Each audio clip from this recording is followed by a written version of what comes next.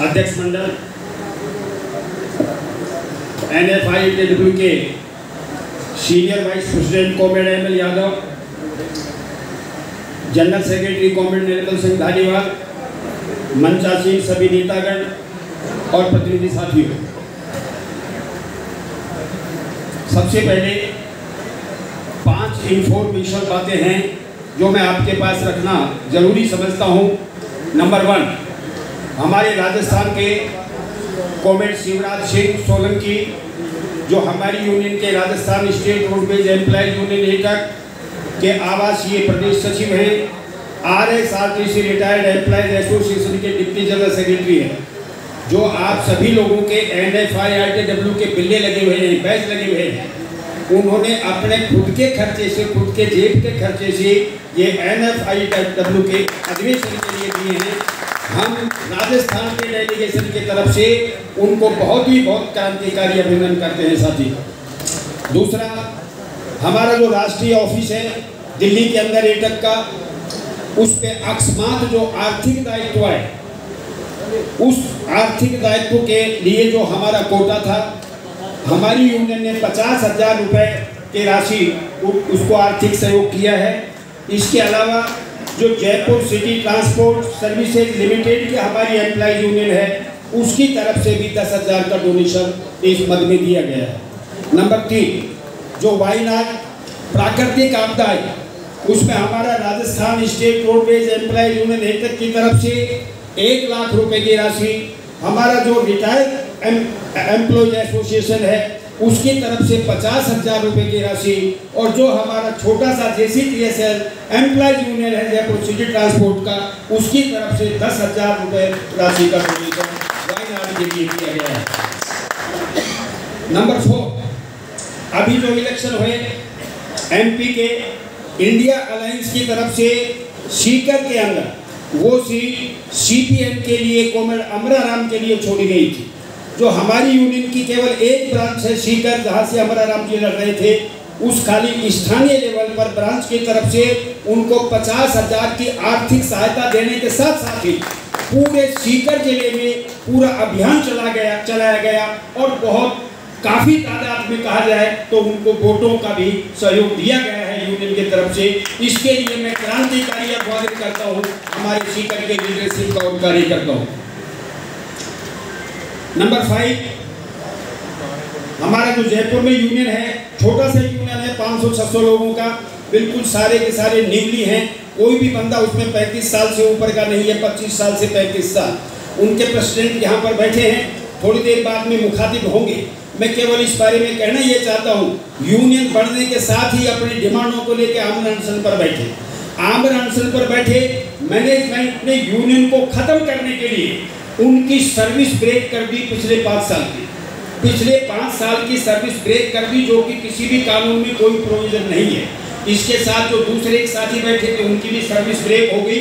उसके बावजूद भी इस यंग लीडर ने कोई हिम्मत नहीं हारी, पहले से भी ज्यादा जोश के साथ में JCTSL को चलाया और नई ऊंचाइयों पर अभी चला रहे हैं, अभी यहाँ पर मौजूद है। दोस्तों, महासचिव जी ने रिपोर्ट पेश की कल। रिपोर्ट का राजस्थान का डेलीगेशन ML यादव सहित 42 आदमियों का जो हमारा डेलीगेशन है, वो इस रिपोर्ट का पुरजोर तरीके से समर्थन करता है। लेकिन इसके साथ साथ हमारे डेलीगेशन की कल मीटिंग हुई, हमने प्रतिवेदन पर चर्चा की और हमारी जो थोड़ा एक फीलिंग थी वो ये कि 2016 में जो हमारा मोगा में अधिवेशन हुआ, उसके बाद में जो 8 साल के अंतराल के बाद में यहाँ बेंगलोर में हो रहा है, इस 8 साल के पीरियड में हमारी NFITW की गतिविधियाँ बिल्कुल ही सुस्त रही। लेकिन इसके बावजूद जो जनरल सेक्रेटरी साहब ने जो एक स्पष्टता के साथ बड़े स्पष्ट तरीके से जो आत्मालोचना की है, आत्मालोचना का महत्व मेरे ख्याल से, मेरी समझ से, हमारे वामपंथी ट्रेड यूनियन मूवमेंट में, ट्रेड यूनियन की समझ में एक बहादुर नेता होता है, एक बहुत बड़ा नेता होता है जो अपना आत्मालोचना करता है। मैं कॉमरेड का कायल हूँ इस बात के लिए कि उन्होंने अपनी आत्मालोचना की। रिपोर्ट के बारे में मुझे इससे ज्यादा कुछ नहीं कहना। अब जो हमारी यूनियन की गतिविधियां रही हैं, वैसे तो 2013 से 13 दिसंबर 2013 को बीजेपी सरकार राजस्थान में बनी। तभी से लेके आज 2024 लगभग 11 साल का लंबा अंतराल हो गया।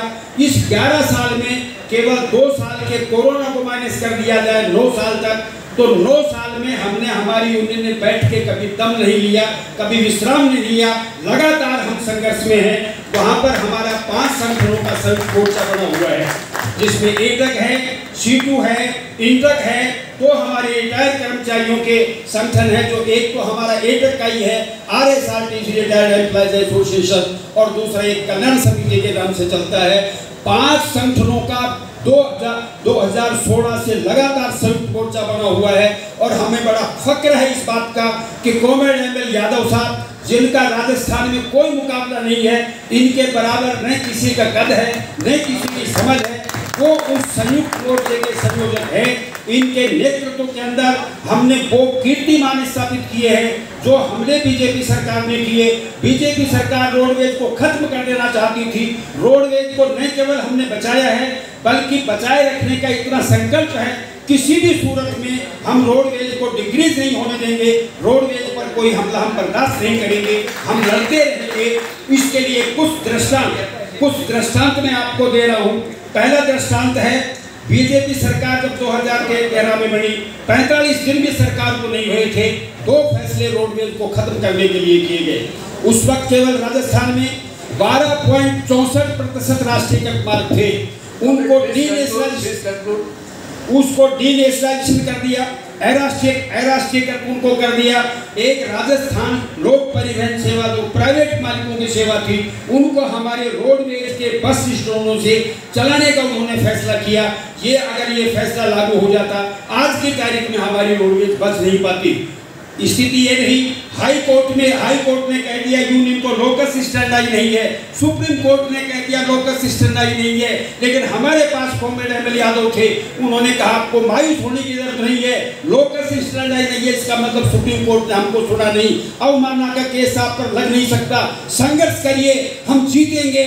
हमने 6 अक्टूबर 2016 को संघर्ष किया, सरकार को वो ऑर्डर वापस लेने के लिए मजबूर किया। जो ऑर्डर उन्होंने निकाला था कि आपके रोडवेज का बस स्टैंडों से प्राइवेट गाड़ी चलेगी, वो ऑर्डर आज तक भी सरकार इंप्लीमेंट नहीं कर पाई। कमेंट 2 मिनट, ओनली 2 मिनट्स।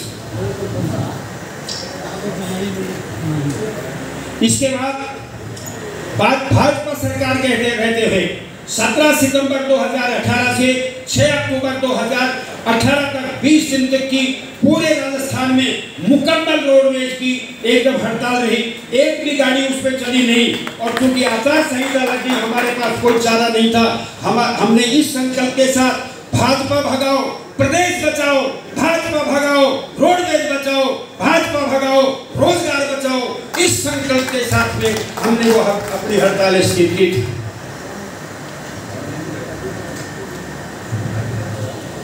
और इस आंदोलन का फर्क ये हुआ, कांग्रेस पार्टी को अपने जन घोषणा पत्र में लिखना पड़ा, हमारी अगर सरकार आएगी हम रोडवेज को सुदृढ़ करेंगे, मार्गों में वृद्धि करेंगे, गाड़ियों में बढ़ोतरी करेंगे। लेकिन सरकार ने ये वायदा पूरा नहीं किया। लेकिन ये बात भी सत्य है, रोडवेज को खत्म करने जैसा कोई निर्णय कांग्रेस सरकार ने नहीं लिया, उपेक्षा जरूर की। इसके लिए हमारी लड़ाई आज भी जारी है। हमारी उपलब्धि रही, हमने 7वां वेतन आयोग कर्मचारियों का जो रोडवेज कर्मचारियों को नहीं लगा था, हमारे संघर्षों के बदौलत 7वां वेतनमान लगा है। जुलाई 2016 से जुलाई 2021 60 महीने में जो लोग रिटायर हुए थे, 500 करोड़ उनके बाकी थे, 500 करोड़ रुपए का पेमेंट गहलोत सरकार से कॉमरेड यादव साहब खुद गए, मुख्यमंत्री के सामने बैठे, उनको कहा और उसके बाद में एक मुश्त 500 करोड़ रुपए का भुगतान हमारे रिटायर लोगों को हमारे संघर्षों के बदौलत की। Thank you comrade, please conclude. Lastly, ये जो सम्मेलन हो रहा है, हमारे बहुत से नए साथी आए, हमारे डेलीगेशन में भी हैं, दूसरे संगठनों के भी हैं।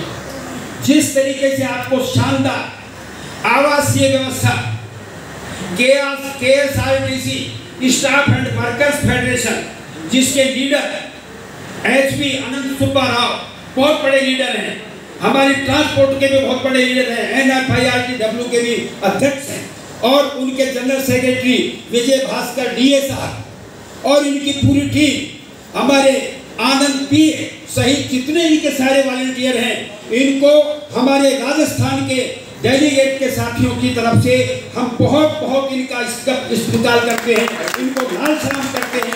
इन्होंने बहुत अच्छा स्टेज शो किया है, सारा का सारा हम क्रांतिकारी अभिनंदन करते हैं। बहुत बहुत आपको धन्यवाद। एक दो मैं नारे लगाऊंगा, मुझे उम्मीद है आप जोश के साथ में नारों का जवाब दोगे। AITUC जिंदाबाद।